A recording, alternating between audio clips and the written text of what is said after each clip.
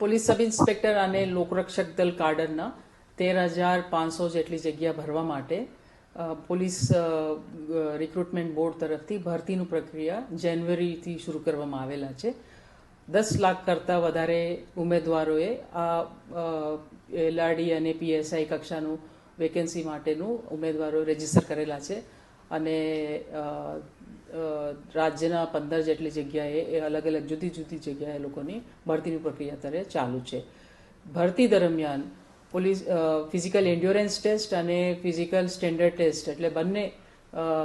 કામગીરી કરવામાં આવી રહેલા છે અને એ દરમિયાન દરેક તબક્કાએ વધુમાં વધુ ટેકનોલોજી વાપરીને પારદર્શક રીતે ભરતી થાય એટલા માટે ગુજરાત પોલીસ ભરતી બોર્ડનો પ્રયાસ છે અને ઝીરો એરર અમે ટાર્ગેટ રાખીને દરેક સેન્ટરમાં સીસીટીવી મોનિટરિંગ પણ કરવામાં આવી રહેલા છે અને તમામ પ્રક્રિયા ગુજરાત પોલીસ ભરતી બોર્ડનો કંટ્રોલ રૂમમાં લાઈવ મોનિટરિંગ પણ કરવામાં આવી